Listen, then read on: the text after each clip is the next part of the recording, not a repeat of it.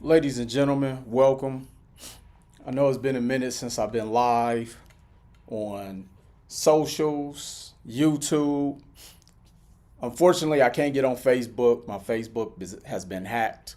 So if somebody got some resources, please reach out to the people over at Meta for me.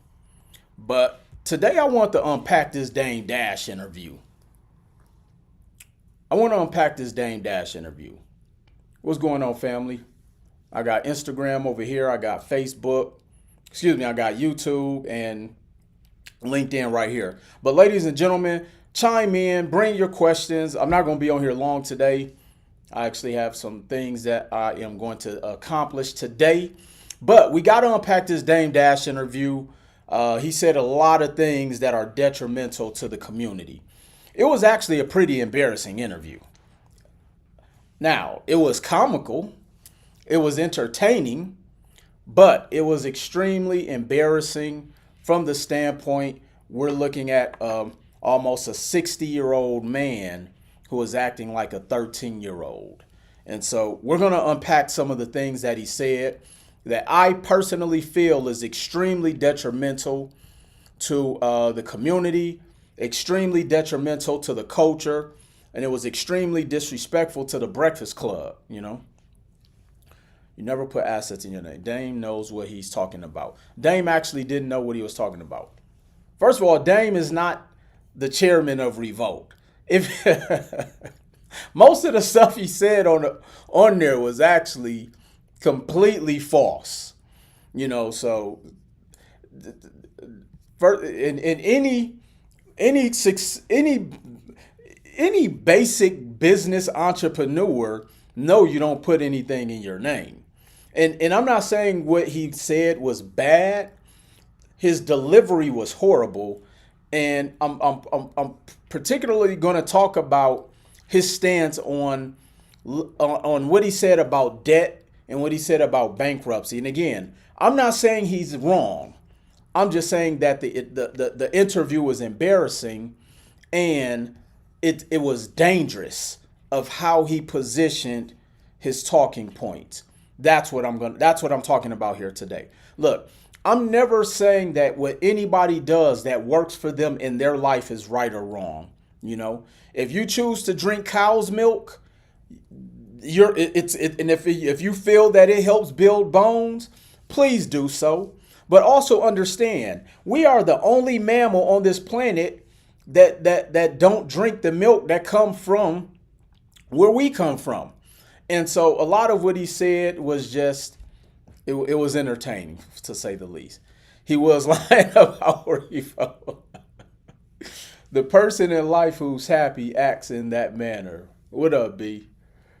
What up? So we're going to unpack a couple of the things that Mr. Damon Dash talked about. And make sure you drop your questions down below. So the first thing that Dame mentioned, where he started to champion bankruptcy. Now, I'm all for leveraging tools. I'm all for learning how to, quote unquote, play in the gray areas. I'm all for learning how to leverage strategies that can position you further along this financial journey or this financial path that you choose to play you on. But here's something that perked my ears up, and I actually had to go back and pull the transcripts from an hour and 23 minute of that interview. And I had to weave in between the name calling and calling people out of their names. And I mean, it was embarrassing. And so one of the things he talked about, he said, and I'm quoting, but I'm paraphrasing. He said, "I would rather file bankruptcy and be debt free versus borrowing money and being in debt." Okay, now, there's a couple things I want to unpack there. Now, the first thing is, Dame Dash is not debt free. Dame Dash, Dame Dash is not debt free.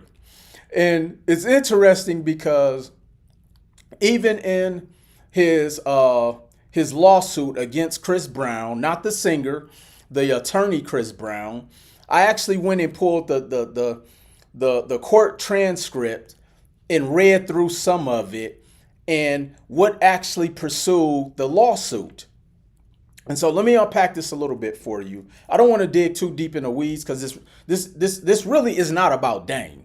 It's about the way he positions his information and how it's dangerous to our community, because to somebody who doesn't know any better, he sounds extremely intelligent. But what he was saying was not intelligent, nor was it proper information. What up, Katina? Oh man, New York Fashion Week was super dope. Was super dope. So thank you.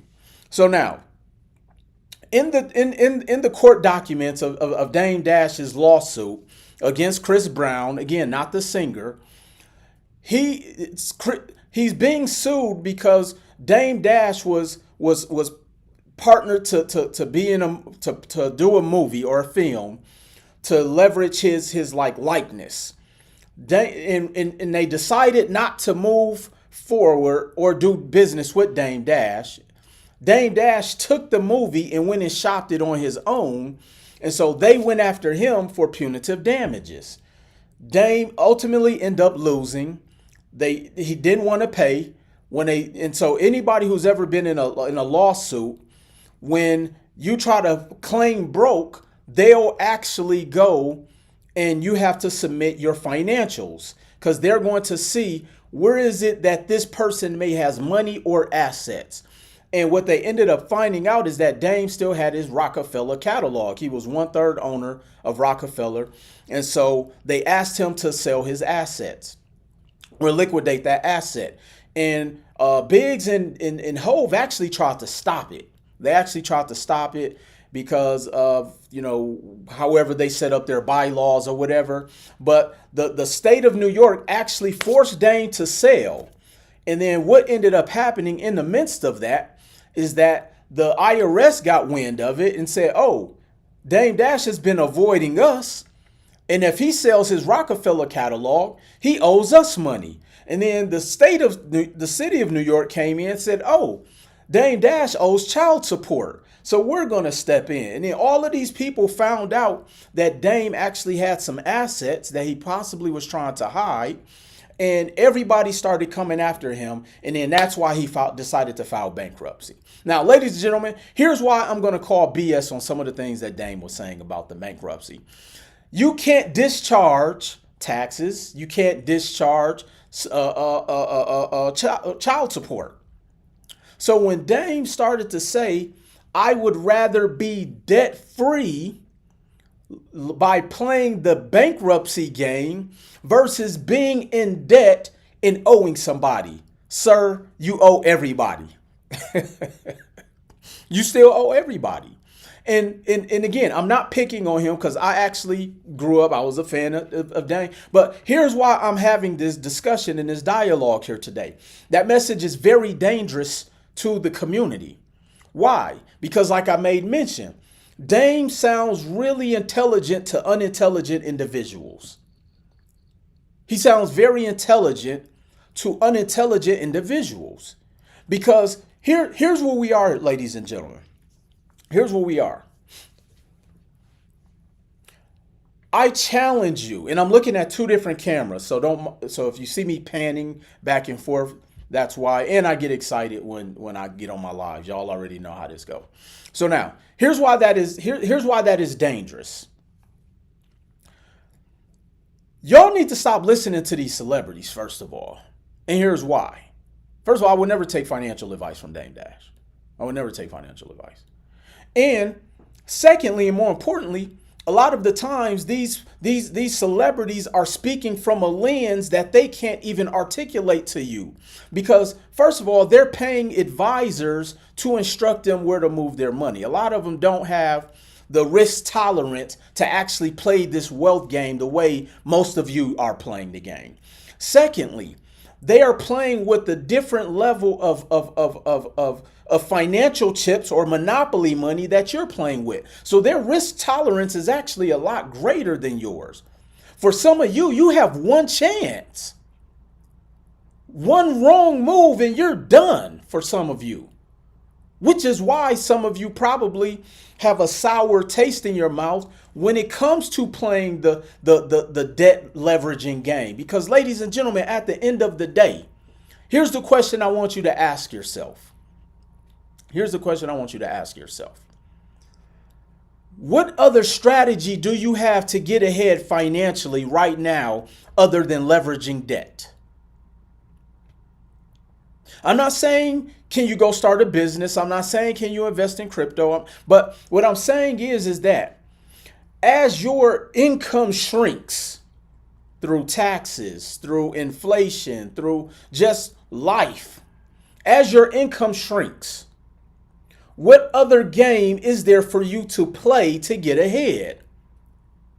Now, I know the game that a lot of people try to play: sports betting, gambling.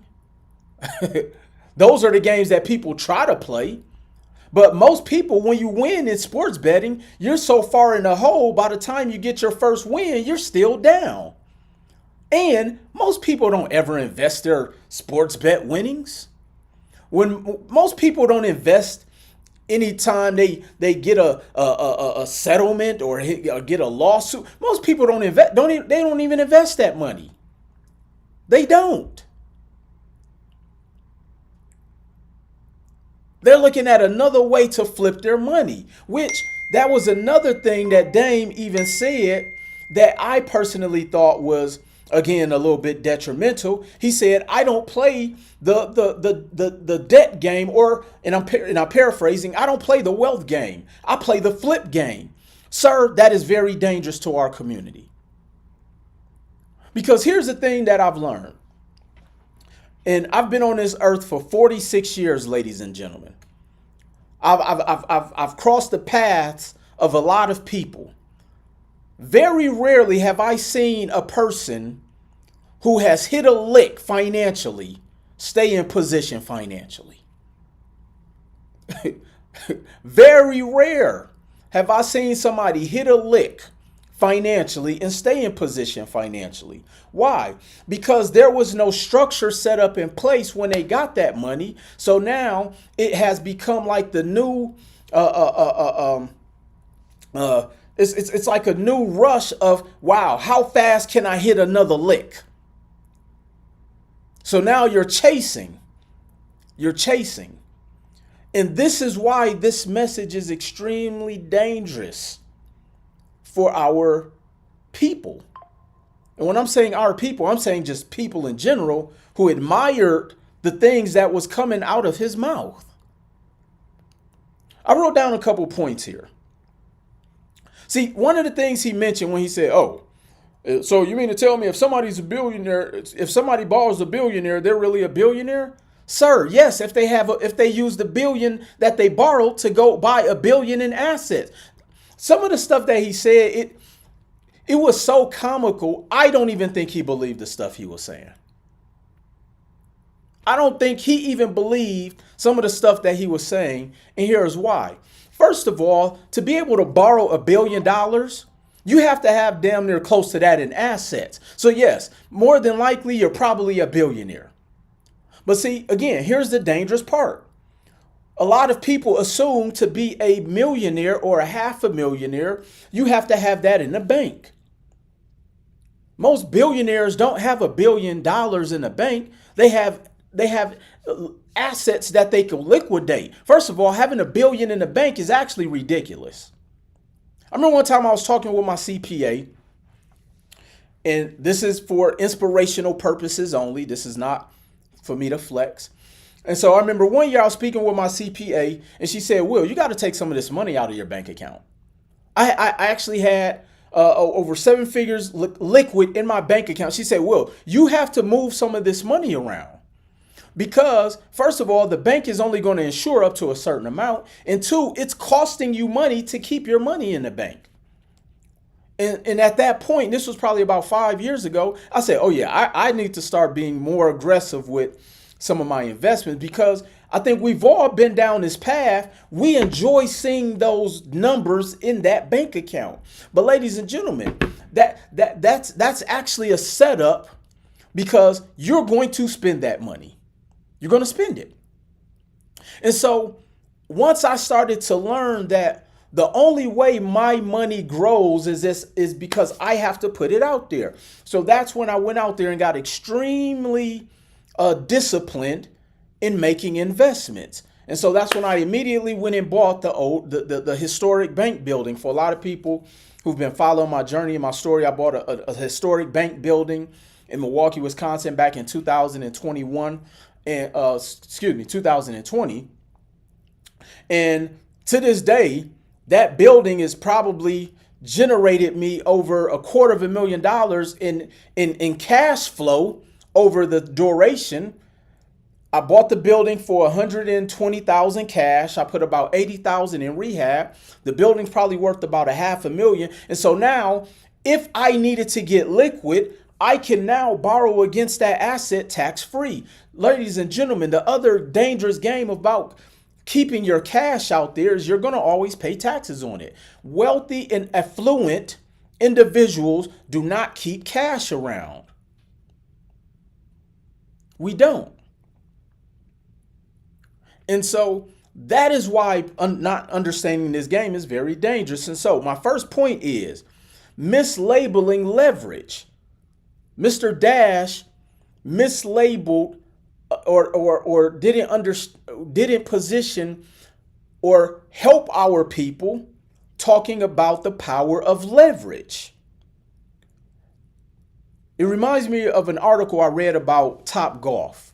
For anybody who's familiar with the Top Golf facilities, that it costs about 15 to 40 million to set up a Top Golf. And the thing about Top Golf and why it costs so much is because they actually own the land. And they don't use their own money.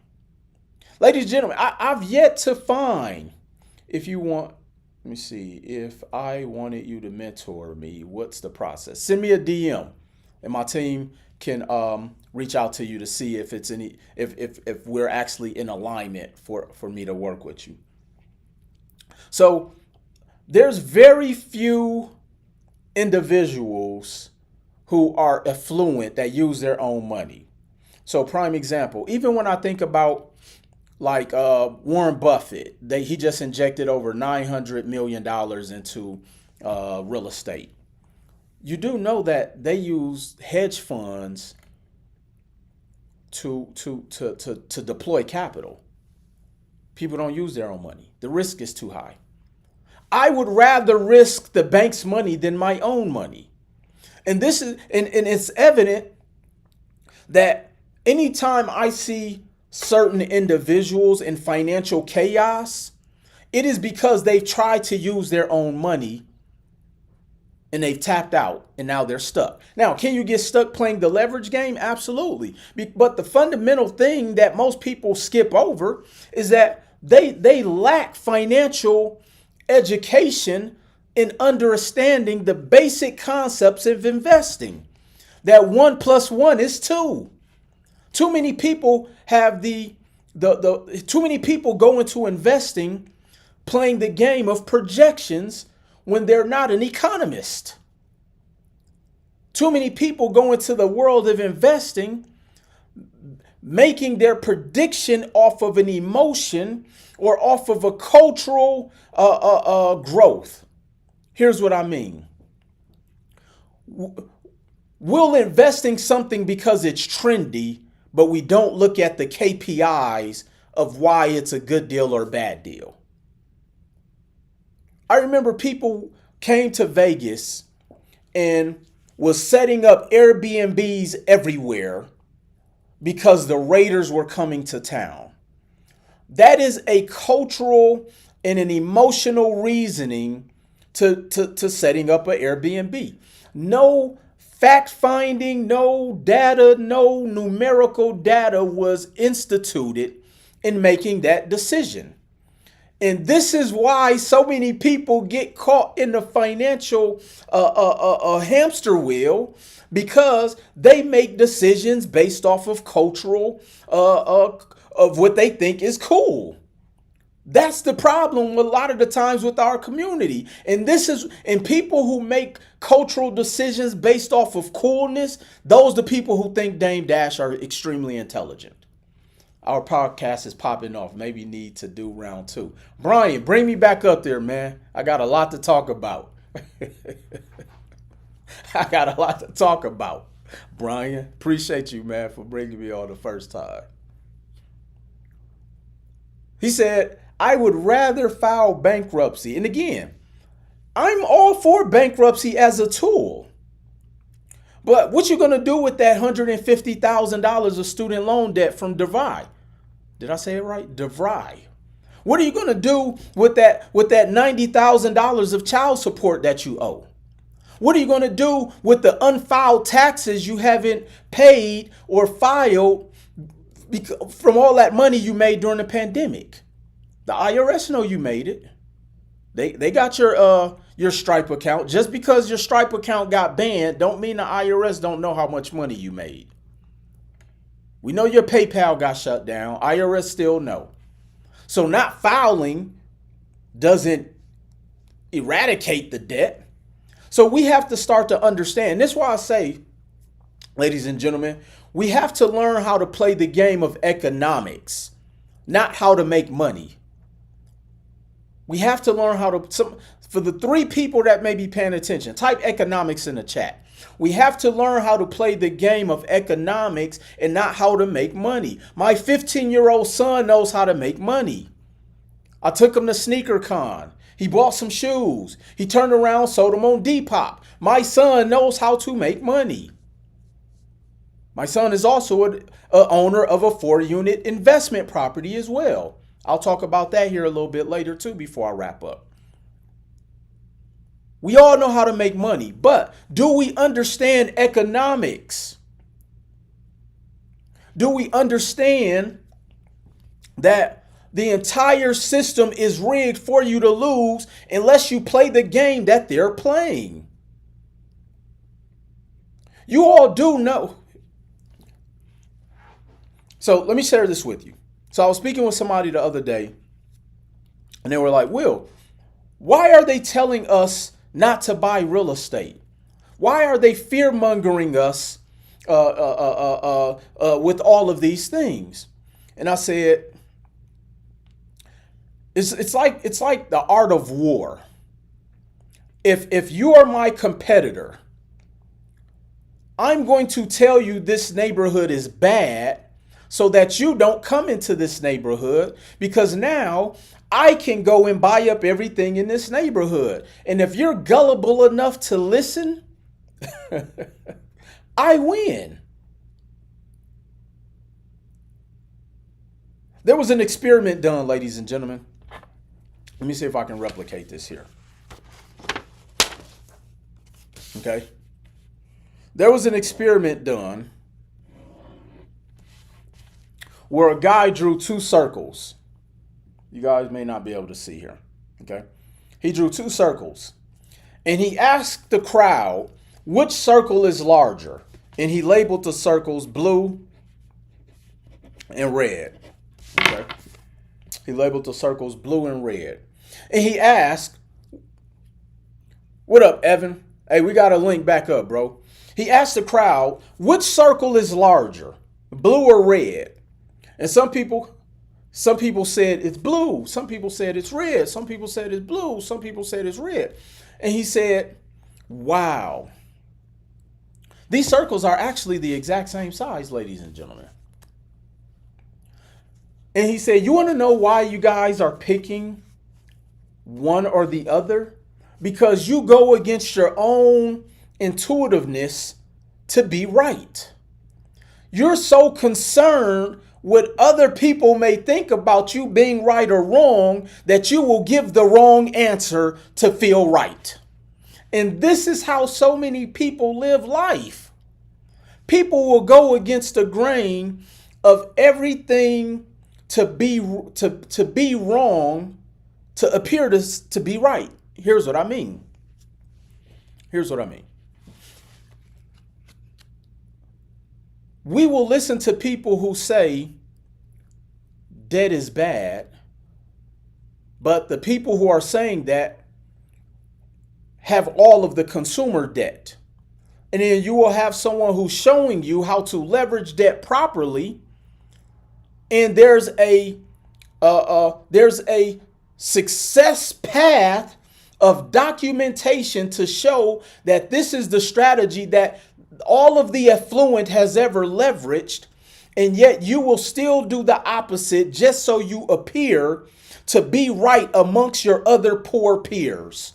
See, poor people only try to impress other poor people. And this is why we stay stuck inside of the psychological or the psychosis or the psychoticness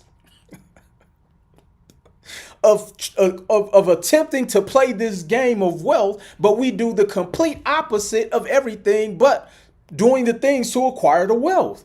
That's why it blows my mind when people tell me they read Rich Dad, Poor Dad, and they do the opposite of what is in Rich Dad, Poor Dad. It blows my mind that people read the book Think and Grow Rich, but they do anything but thinking about being rich. All of their thought processes are staying poor with the decisions that they make. And so when I heard this interview of Mr. Damon Dash, I had to ask myself, was he sent to destroy people? Was he sent to destroy the community? Because it makes no sense that he even believed the stuff that he said. So back to my original point. Someone asked me, Will, why is it that they tell us that we shouldn't buy houses, we shouldn't do this? Why does Dave Ramsey say that debt is bad and this, that, and the third and the third? It is because they trick you out of your position. They know you're going to pick the red circle, even though both of them are the same size. They know somebody's going to pick the blue circle, even though they are the same size. So they'll have someone come out who's halfway charismatic and who can speak really loud and name drop and get extremely animated and tell you that debt is bad. They will tell you that bankruptcy is better than leveraging debt, even though they're still in debt. Bankruptcy didn't clear all Mr. Dash's debt. You can go read his court documents and see that. But but because if people consider Dame a square, nobody will listen to him. We only listen to people who we think are cool until you find out that they're really not. And I'm not saying him, but this is how we make decisions. We invest in people's program who we think are cool, even though they're teaching destruction. Why would I go and get credit just to put my credit on gift cards so I can travel for free? Let me say that again, because that might have went over somebody's heads. Why would I go and get credit to put on gift cards just so I can get free flights? Because there's people out there who teach this. That goes against what you read in Rich Dad, Poor Dad. Because in Rich Dad, Poor Dad, they talked about leveraging debt to buy assets. I didn't know gift cards were assets. Maybe I didn't get that memo. Evan, I didn't get that memo, Evan. Is gift cards, are gift cards assets? But because the person who delivered that message is cool, because you like the car they drive, because you like the outfits they wear, because you like that they use street vernacular, we aspire to want to move the way they move, even though they've done nothing but giving you a path of destruction financially.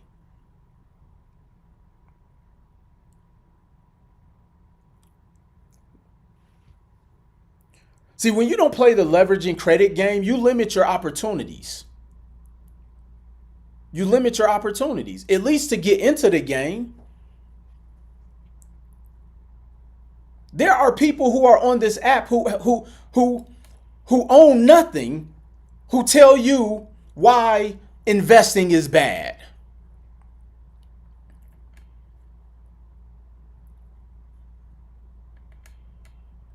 You have to be careful who the messenger is, ladies and gentlemen.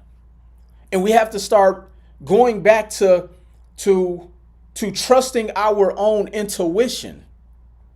Again, if both of the circles are the exact same size, why are you trying to fit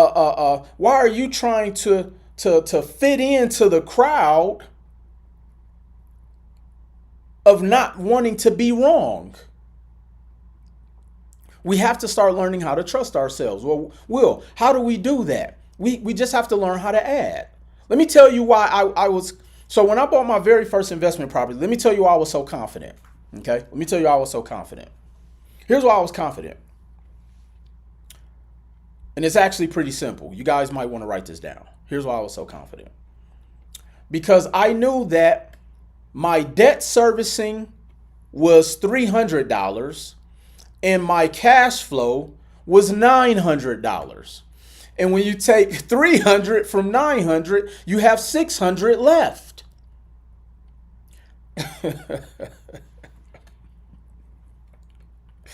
I didn't need a PhD to determine that. I didn't need to have street OGs to help me to determine that. I didn't. Matter of fact, I flunked algebra twice. I dropped out. Like, I didn't need anybody. Like, 1 + 1 has always been 2, ladies and gentlemen. But yet we will sit there and play mental gymnastics and wonder why we're still stuck, even though people have went through the greatest period of their lives financially. A lot of people. You've seen more money than you've ever touched in 3 generations for a lot of you, through COVID, through the pandemic money, through the course money, like all of the money that some of you touched. How are you in a worse position today financially? Because you didn't understand that 1 + 1 is 2. Because we wanted to make investments that were cool instead of investments that were profitable. See, this is why I'm so passionate about this message here, and why I had to say something about that Dame interview. And again, this message was not about Dame Dash. It was about the message that he spewed and how it's dangerous and destructive financially to people who are on a path of just stabilizing their finances. I'm not even telling you to aspire to be wealthy or to be the next Mo. I'm just trying to say, look, how do you position yourself just to stabilize your finances? And you have to learn economics. See, one of the many things that I learned is that we do our children a disservice by not learning positioning. My son, who's 15, owns a 4-unit property right now. By the time my son is 18, he will be able to leverage that building and position himself to do one of 3 things. If he decides to go to college, he can borrow against that asset tax-free and pay for his college in full. Now, let me tell you why I would rather leverage debt through assets to pay for him to pay for college versus getting government debt. Because if life was to get turned upside down for my son after he graduated, that debt can be discharged. If he goes and get government debt, that debt cannot be discharged. And so my son will have a head start if he decides to go to college. Number 2, if my son decides to start a business, he can borrow against the asset, and he can have that money, and he doesn't have to be under the thumb of compromising his integrity to make money to pay the bank back, because the renters will pay the debt back that he could borrow against his 4 unit. That's option number 2.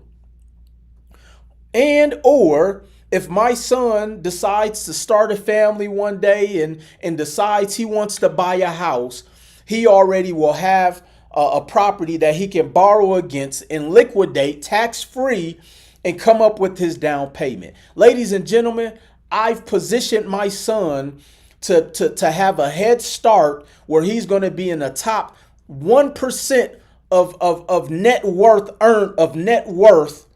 by the time he's 18 to 21. Because right now the property's already worth $250,000 right now. That's the game we should be playing. See, the game that we applaud is we're always looking at how do I put myself in a position for things to go wrong? Meaning, instead of telling people that you would rather file bankruptcy, talk to people about how to position their kids. Talk to people about having assets in their name. Talk to people about having family trust the right way. That's what we should be talking about. So now the fact that my son is 15 and already owns a property, I've given him a head start in life. That's the game we should be playing. What's going on, Candy?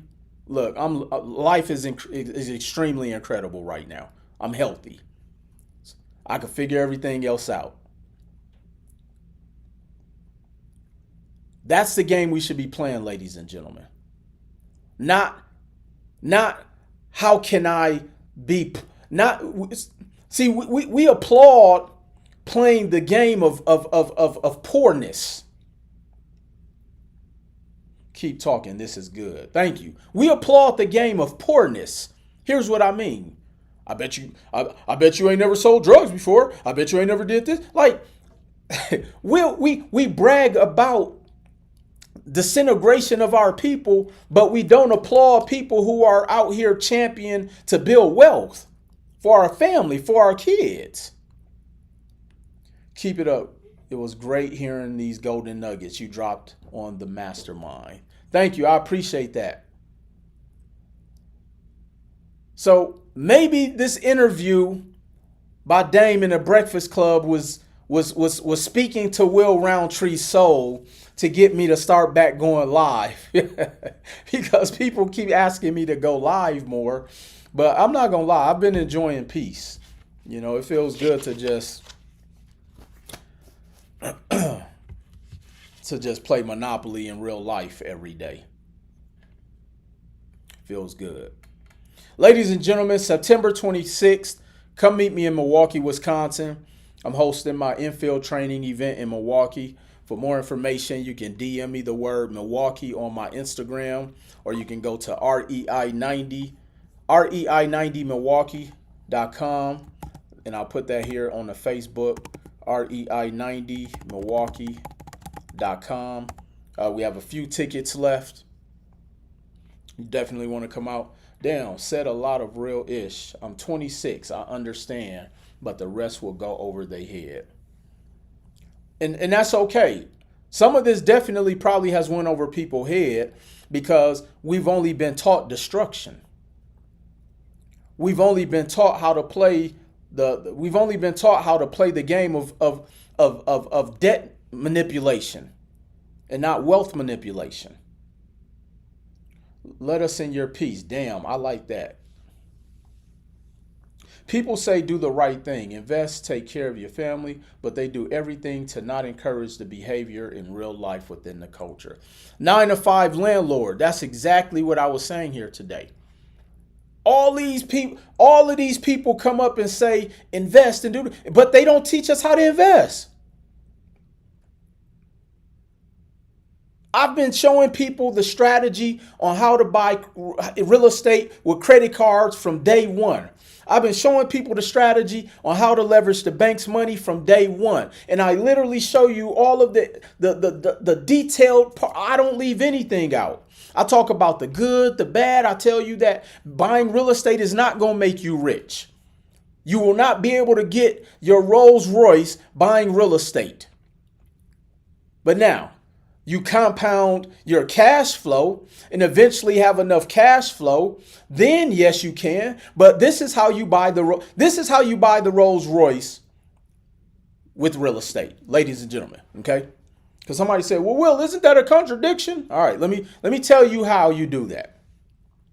It's not the real estate. It's not owning the real estate per se that will get you the Rolls Royce. But let me tell you how you do it. Okay. So if you guys have ever heard me say, anytime I want to buy a watch or buy a car or do something like where I want to go spend a little bit of money on Will Roundtree, because Will Roundtree doesn't own anything. So sometimes they say this is National Take a Man Out Month. So sometimes I got to take myself out. Okay. And I do that by going to buy real estate. And because the real estate will allow me to be able to do so. So let me tell you what I did. So in 2021, I bought 4 properties. Okay. And if you were on my last webinar, I actually showed you the HUD statement. I showed you the appraisals, everything. So in 2021, I bought 4 properties on a short sale, total of 4. So I spent an average of about $44,000 per property. They were already cash flowing about $4,400 a month at the time. Okay. Now, when I bought those properties, somebody said, "Why would you buy those raggedy houses in the hood?" All this stuff that usually somebody who is miserable in their life is going to say. And so I bought the properties because I buy cash flow. That's all. Now, I wasn't looking for the cash flow to change my life or to move the need. I wanted the asset because he who owns the land owns man. Okay. So bought those properties. Held on to them. It's 2025. I just got an appraisal on that portfolio. That portfolio is now worth over $770,000. Okay. That portfolio is worth over $770,000. So now, when you understand economics and how money truly works, ladies and gentlemen, not going out there chasing the bag, because the bag eventually will outrun you. So now I'm in a position to refinance that portfolio that's worth $700,000. And so I can borrow up to 80%. I typically only do about 70. So if we take 70% of 700,000, ladies and gentlemen, that's $490,000 that I can borrow tax free. And at a 7% interest rate on a 30-year mortgage, we're looking at like a $3,800 payment. And guess who's paying the $3,800, ladies and gentlemen? That's right. The properties that I was already getting over $4,000 a month, which now is at about $6,000 because of rent increases. So Will Roundtree is not paying back that $3,800. The properties are. And so now I have over $490,000 tax free off of some properties that I paid $170,000 for. So now, if I wanted to go buy the Wraith, if I wanted to go get the Lamborghini, now I can do it and it doesn't cost Will Roundtree any money. Now I'm not going to do that. I'm going to go buy some more businesses. I'm going to go buy some more real estate. I'm going to go and do that. And then now don't get me wrong. I'm going to play a little bit. But that's what real estate does. So I'm not getting into it for the short term. See, a lot of you went out and bought Nvidia because you thought Nvidia was going to make you rich in 3 days. And I'm not laughing at people. I'm just saying this is people who say like, "Oh, bankruptcy," and it's people like that who make people feel good and think Nvidia gonna make them rich tomorrow. Do you feel like younger people who started to invest got into bigger luxuries for them? Absolutely, because the lifestyle marketing is what drew people into wanting to invest. But what ended up happening is that they were investing to look like they were investors as opposed to actually investing. So the debt trap has caught up to a lot of the younger generation because they invested in looking like investors instead of actually investing. Ladies and gentlemen, go to rei90milwaukee.com. Meet me in Milwaukee, September 25th, 26th, and come out there. Let's buy some real estate. And make sure if you have any questions, shoot me a direct message. If you have not done so, click the link in my bio. Join my school community. It's free for the first 7 days. Facts, buy more investments, then rent the Rolls Royce to the celebrities. Absolutely. Funny story about that. So when people would come to Vegas, they would rent out my wagon and all my cars all the time. Like, I'm renting cars to people because anybody that know me, they know I don't care about material stuff like that. Now, I understand I have to wear a certain costume because I get it. My people, if they think you poor, they won't do business with you. Even I could own Caesar's Palace, but if I don't have on a costume, nobody would do business with me. And that's the downfall of what's wrong with all of this stuff. So, but anyways, appreciate y'all coming on. Appreciate y'all for being on this live with me. Let me see if you're interested. Okay, what's up, B? And so hopefully I'll see y'all in Milwaukee. This Thursday, I'm hosting another free webinar. You can go click the link in my bio or go to roundtreemasterclass.com. Join my free webinar, and I'm gonna break down these deals. Come learn how a 15-year-old owns more real estate than 95% of black households with college degrees. And so there should be no excuse for anybody not being in position, especially after 2025. So with that being said, I appreciate y'all, and y'all already know the drill. I'll see y'all at the top. Peace.